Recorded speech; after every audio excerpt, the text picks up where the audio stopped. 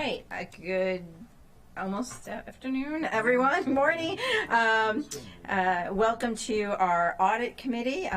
We are here today to be briefed on the results of the FY23 external audit and to review SB and Company's contract for renewal. And I will turn it over to Mr. DeFazio to take us through this. Okay.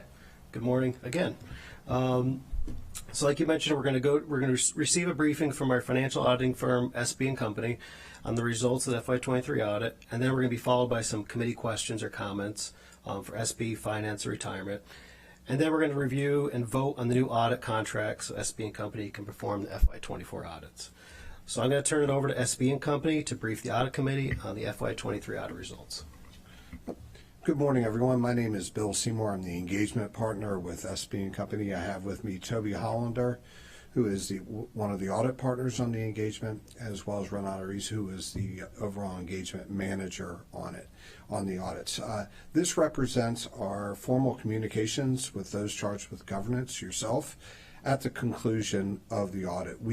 On slide 2 here, we've listed out all of the scope of services which we perform, starting with the actual audit of the county's June 30, 2023 financial statements, performance of the Uniform Guidance Single Audit, that is a federal grants compliance audit, an audit of the 911 system financial results, various agreed upon procedures for both landfill as well as the National Transit Database, and then audits of employees' retirement system, the retirement savings plan, the deferred compensation plan, the consolidated retiree health benefits trust, and all of those we separately communicated our results with that board.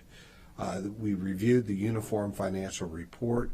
That is taking the county's financial statements and putting them in a fit-in format for the Maryland Department of Legislative Services. Preparation and review of the data collection form. That takes the single audit and puts it in a fit-in format for the federal government, and then as well as a review of the overall annual comprehensive financial report, and then working with management on a year-round basis as items occur that we're able to tackle those items. Next slide, please. The results, we've issued unmodified opinions. Those are the best opinions that we are allowed to issue under generally accepted auditing standards. We've issued an unmodified opinion on the single audit. We had no findings in either the landfill or the National Transit Database procedures. We did not have any findings as a result of the single audit. We did not discover any instances of fraud. I would caution our audit is not a fraud audit. That would be different in scope.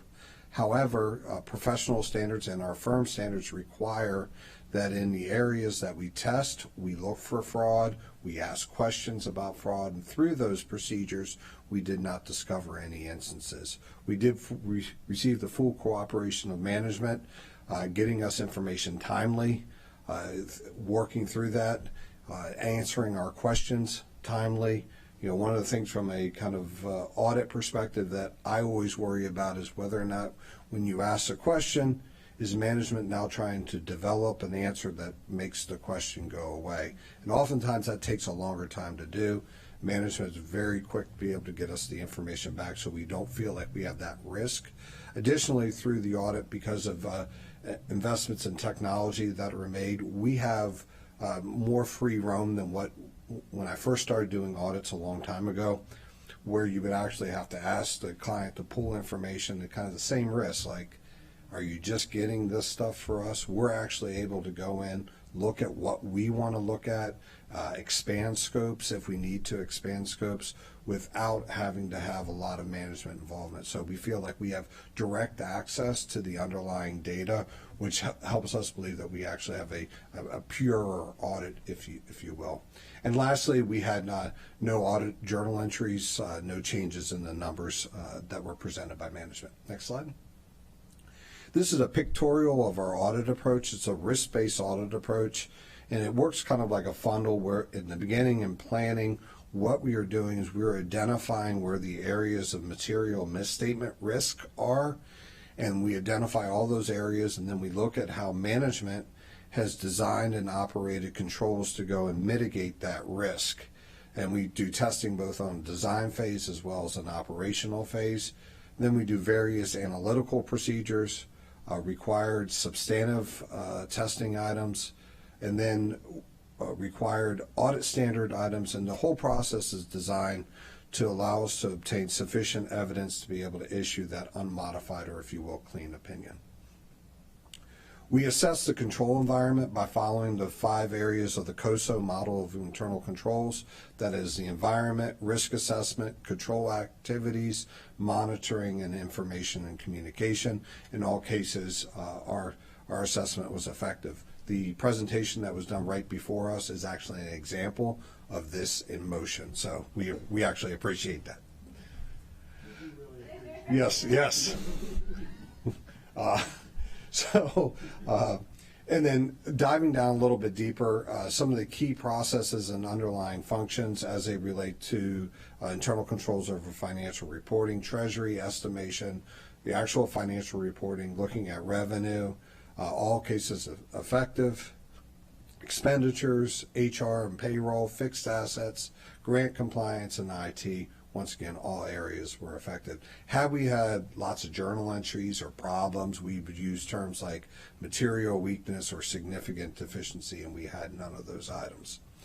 On this slide, we have our 5 major programs which were selected. We tested roughly about 48%, or just under $132 million of the total federal expenditures for fiscal year 23 at $273 million. The county qualifies as a low-risk entity. That means we were only required to get to 20%. There's another, you have to do another selection process of what you actually have to test. So you can see we were well ahead of that minimum of 20%. As I mentioned, no findings, no material weaknesses, and we issued a clean opinion on compliance. The remaining 4 or 5 slides, I'll summarize them so we don't have to walk through them each individually, are specific required communications. This is our responsibility, our opportunity to chat with you, kind of all of the individual things that go into the audit. What I term, what would be all the potential negative items, disagreements with management, areas that lacked authoritative guidance, if there were accounting policies that were just barely acceptable, if we had lots of journal entries, if we discovered fraud. We really have nothing of a negative nature to disclose. We were able to get the information that we needed. Once again, I want to thank Michael, Mike, Karen, everybody for their assistance in getting us the information, putting up with us as auditors as they're going through their daily duties, and getting us the information, allowing us to sign off timely to be issue the statements within the guidelines for the GFOA award, as well as meeting the OMB federal requirements. And I'll stop there to see if there's any questions. Cool. Any questions? No, I'm not seeing any. That's all I got. Oh yeah, all right. I didn't know if our Director of Finance had anything to add. Sure, good morning, thank you. Mike Covey, Director of Finance for the county. It's always enormously satisfying to sit here and talk to you about an unmodified or clean opinion from auditors for every audit. There's an enormous amount of work that all sides do in order to pull this off.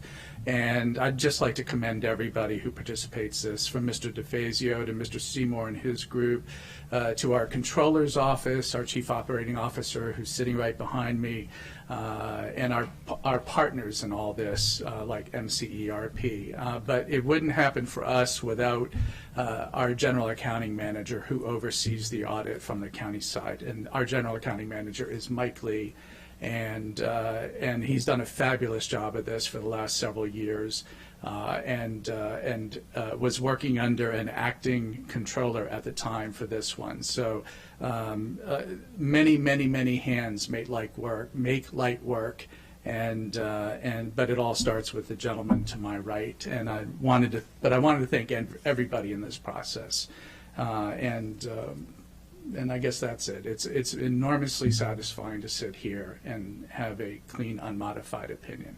Thank you. Terrific. Yeah, thank you. I just to echo that point. We saw it earlier when we were overseeing technology and talking about proactive technology. We were talking about it yesterday in public safety in Silver Spring. It's true in financial controls that when you do your job, no one hears about it. No one knows about it. This is a quick conversation, but it doesn't make light of the fact that it's not easy work, and it's the duck above the water and the feet below the water, and it's the hard work that you all are doing that it was happening under the surface, not out kind of outside of the public eye, but is essential to trust in government and faith in our use of a lot of taxpayer dollars to do a lot of important work. So thank you for the efforts. It is good to be able to work every day in a place where there's so many hardworking professionals who are making these things happen and making it seem easy, which we know it's not. And so it's important to acknowledge that and just thank you. We're fortunate to be able to work together with you and appreciate the collaborative approach. I think this is really important that there's a lot of collaboration between OLO and council staff and executive branch staff and our auditor. That's part of the process. You need checks and balances, but you also need coordination and collaboration, or else this process doesn't work. And obviously that proper balance has been struck here, and really appreciate it. Great. I'll just echo that. I really appreciate all the work that went into this, the partnership. Mr. Lee, thank you very much. And everyone who participated in this. Having a clean audit, getting through this, we should not understate the importance of this, because, lots of times there's always something, it might even be something minor but little, and the fact that there was nothing raised here is really a testament to all of the work and the dedication that I know everyone has. So I just want to say thank you very much. We appreciate your work, and I think the Audit Committee will move this forward for acceptance by the full council. All right, Mr. Fazio, was I supposed to do anything else with this? We have the contract. Yes. I just didn't know for the audit. Yes. Yeah, right. And then we will move over to renewal of S&B Company's contract. Before I move it over to Mr. DeFazio, I do want to say to S&B, thank you.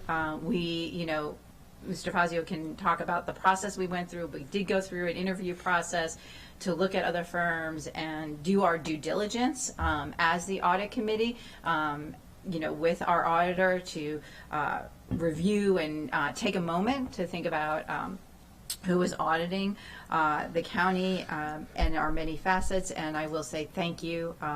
It came through in your report today, particularly when you were talking about the technology you all are using and how you are conducting audits and having great partnerships with management, but also not just relying on that, but looking deeper. And I think that is something that our audit committee greatly appreciated, and we look forward to continuing working with you.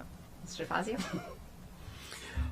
So anyways, this past August, the council issued a request for proposals for a new 5-year contract, and SB & Company was the top-rated firm after proposal reviews and interviews. So it was a long process, started in August, and we wrapped it up in December. So we're very happy to have them again, and staff recommends approval of the new contract. Okay. Any questions? I think I'm being directed to initiate, so I agree. Okay. Do we have a motion? Do we have a second? Yeah, absolutely. Second. All those in favor? All right. We will move this forward to the full council. And again, thank you for all your work. And I'm glad you enjoyed the extra 30 minutes of our conversation with OLO. And thank you to everyone for your work. With that, the audit committee is now adjourned. Thank you.